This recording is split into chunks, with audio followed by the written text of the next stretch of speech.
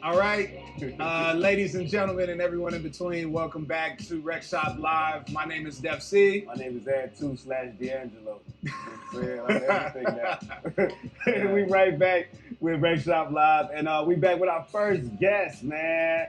We got the one and only Sam the Sentient here joining us, man. What's up, everybody? Indeed, man. Yeah. Yeah, man. Well, welcome, man. It's good to have you here, man. We've known you for a very long time. We watched your journey. We watched how you progressed in life, man. And just, of course, we're so proud. So, man, just tell us, man, how have you been? I've been great. Recently, I've been performing at a lot of open mics, and that's definitely got my spirits up. And I'm definitely proud to be here today, the Wreckshop Live show. I think this might be like my first official show ever since COVID. Wow. It's a blessing for sure. Nice. Thank y'all for having me on.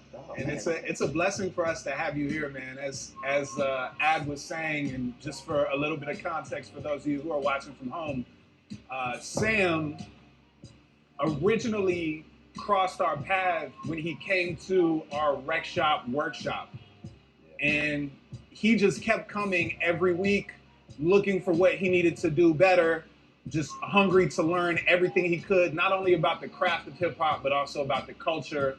Always approaches it from a place of sincerity and respect, which I can tell you I definitely appreciate. So the first question that I have for you is, when did you first fall in love with hip hop? I don't think I know this story. Yeah. So I think it all started when I was about 12 years old. I think the first album that inspired me to actually write raps was Mad Villainy. Oh wow! I loved how MF Doom was able to create his own world with words, and I got really inspired by him. So as I was listening to Mad Villainy, I would play some of the beats from it, and I would just write lyrics, trying to impersonate him at first, and I remember I had this yellow notepad, and I would just write as many raps as I could, trying to emulate that style. And ever since then, I just been writing raps, and and then in high school, I started freestyling for my friends, on the back of the bus at lunch, and then I started listening to artists like Tyler the Creator, who kind of inspired me to be my own unique person through music. Odd Future, super dope as well. This is back in 2012, and it was really starting to come up.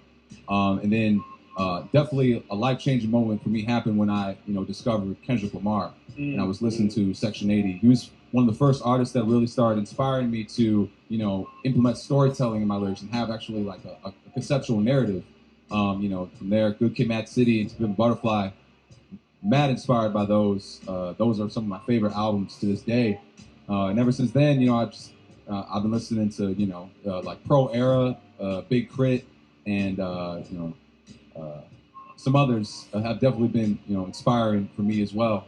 I just continue to keep listening to hip hop, and in high school, or actually no, in college, I actually started performing at an open mic for the first time. That was my first appearance, being able to perform in front of people.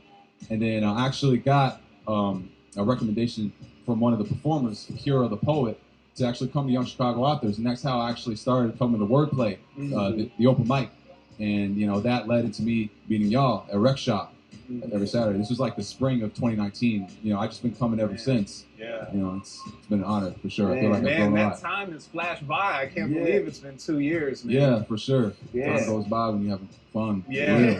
And Way too real. it's tough, your presence in that space, right?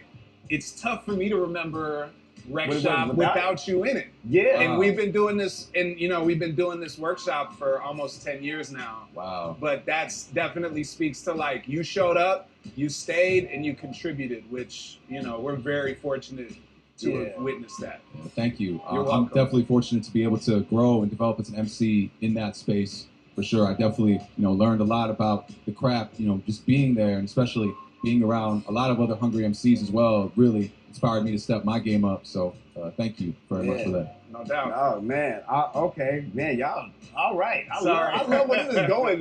Seriously, I love the energy so far. So, one thing I would like to ask, right? Because, and I'll circle back to this one song that maybe inspired this question a little bit later because I want to go in depth about this one song. But before I get there, I want to ask you about what was it like when you told your family that you wanted to rap? Like, how does that conversation go for Sam? You know what I'm saying? Like, Yeah. you know, That's a great question. Yeah, I feel like my family, my close family, has always been supportive of my dreams. My parents, especially, you know, they're always very supportive, but they just wanted me to have the mindset of being able to like be financially independent. And so I mean, shout out to them. They're amazing. They've been financially supporting me for a while. You know, ever since I started, you know, this music journey, like putting out music in like 2017, and they've been financially supporting me a lot. So big ups to them. And they just been, you know, helping me kind of be independent and responsible to not only be my own artist but also be my own man and be able to like provide for myself. So that's been a whole process of me just, you know, trying to, you know, become my own man and be able to like provide for myself. So I mean, during the pandemic, when a lot of like my job was like closed down, my mom would give me opportunities to like help around the house for some little, you know, money, some little side jobs, you know, just like, you know, mowing the lawn or like, you know, sweeping the floors or just stuff like that. And I'm definitely very thankful to her for that because that gave me an opportunity to not only like build some discipline, but also a little side income as well to help really support me financially as an artist as I invest more into my career for sure. That was so dope because like I heard a song dedicated to your mother. And it was one of the most beautiful songs I've heard. And you rap from the perspective of your mother, which was like something that a lot of artists I've never heard them do. You know what I'm saying? Like you rapped it from a first person perspective of your mother and then took the second verse and rapped it from your, like as a response to these things. And it's like we don't hear rap songs about that enough. You know what I'm saying? So I want to commend you on that. That's one of my favorite songs from you. And it made me think about all the conversations that I had with my mom about her trying to tell me about like responsibility and just like, man, and maybe my follow-up question, because I want just one more of that one, is how were you able to like channel your, like how was that writing from her perspective in that first verse? Yeah, so I remember when I wrote this, I was at the campus of my the college I went to, Flashpoint, Chicago. I was studying recording arts, and I remember I was in one of the mini suites, and I first started with the beat. It was very melodic and very sentimental, so it kind of inspired the kind of concept that I went for in the song.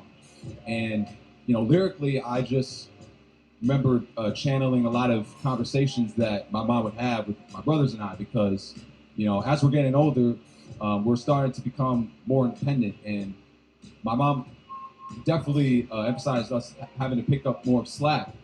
So because my mom has done so much for me in my life, I felt like, you know, there was an obligation for me to really give her a voice through my music and my songs and really, you know, empower her through my voice and my lyrics. So that's why I felt it was so important for me to represent her narrative and her side of the story. And, you know, when I came to respond to it in the second verse, I was kind of responding to more of things that she told me personally. And yeah, that's how that came together. That's an amazing song, that's brother. Beautiful. Amazing song, bro. Like I said, it was amazing to perform for her because, you know, I remember after I dropped it, I performed it for her like Mother's Day of that year. When I first dropped it, it was 2019. I remember like she got super emotional, and it was such a beautiful moment. Wow. So yeah. Beautiful. Very great. Beautiful, man. That's an amazing story. And I think one of the things that it speaks to that I actually want to ask you about is, you know, we've seen you in situations, right, where typically there would be a confrontation if two people would have had a bigger ego, right? Like you ran into kind of a Chicago hip hop mainstay and there was a bit of a misunderstanding there. But I remember the way that you handled it. You were so cool and calm under pressure and so respectful. And I think it's really interesting because your performance style and your delivery is so aggressive and assertive. And yet there's this other side, like how you engage with other people as a person is there's so much kindness. There's no ego whatsoever. There's always a lot of humility. And when it comes to the content of the music, you're also very willing to allow people to see your vulnerability and see you for, you know, everything you are, right? So how is it that you're able to basically do two things at once that seemingly would be impossible in terms of being confident and assertive in your delivery while also being so comfortable in yourself that there really is no ego behind that? Yeah, that's an amazing question. Y'all asking great questions. Yeah, I would say, when I'm writing, when I'm performing, I really come from the place of my most true and authentic self. And through my raps, I feel like I express that so unapologetically that I just feel super confident in who I am. And rap is like my biggest outlet to express that. And I feel so passionate about it, so confident in it that I express it in a way that may come off as aggressive. But at the end of the day, it's just my passion kind of really, reflecting from me to the viewer, to the listener. And, that confidence in myself through my gifts and through my art has allowed me to just be confident, off the stage. So, I feel like when I'm my most true and authentic self, I don't really feel like I have to, compete necessarily with anybody else or like, feel at odds with anybody. I just feel, just my true self, and that's just happiness, and that's just joyful, and that's, I definitely try to carry the same confidence and the same joy that I have on stage, off the stage when I'm, collaborating with another artist, or when I'm just networking, or when I'm just with other people, because I know that is, my real self. And I feel like the more that I give that type of love and that type of positive energy, the more that I reciprocate it into my life. And any artist that's watching this, I would definitely recommend to, do that as well, because it definitely opens a lot more doors for you in life than just trying to just keep your ego all the time, for real. Word. There are a lot of gems in a very small amount of time. But that's a lot. But you know what? That's like his music too. Yeah. To be honest, like if you listen to his verses, like woven in there's always these affirmations. Yeah. Woven in there, there's these little like chunks of wisdom. It's like, it's all this stuff in your verses, and I always find like myself learning in your verses, man. So, like. All right. Okay, I want to check. Can we have like one more? And then we get to the joint? Yeah. Okay. So I think we'd be remiss if we didn't speak about this because, one, you use your platform so well to bring light to, to autism. And so could you, especially like as an MC who, a lot of people have a lot of different things that they talk about, right? A lot of stuff that's materialistic. They do a lot of different, stuff that doesn't necessarily matter, but the fact that you're shining light on a community that needs more light, can you speak to that? And, what's something that you want all of us to know and the people who are watching? Yeah. So as someone with autism, I felt like before I discovered rap, it was hard for me to really express myself and to connect with other people. But through finding my gift of hip hop and rapping and writing, I feel like I have not only found my voice, but I've also found my ability to connect with other people. And in terms of people with autism, I would say that if you haven't already, find your voice, and try to have enough intuition and really reflect on what your gifts are, what your abilities are, what are the things that you can offer to the world to make it a better place, not only for yourself, but the people around you. And I feel like once you do that, the sky is no limit. The sky's only the view. Like, there's no limits to the things that you can do. And I would just like to say to anybody that's watching that, this is surreal for me. Like this is a dream come true. So, no matter what it is that you want in life, if you have enough persistence and you have enough dedication and passion for your art, your craft, or your skill, in due time, you will make it happen. Because there was plenty of moments when I doubted myself, but, I had to just pick myself up, get back up, just like one of my songs, and, it's titled, and just keep going. So no matter what, if you're passionate or, and you're persistent with your God-given talent and your abilities, then in due time, things are going to happen for you. Just keep going.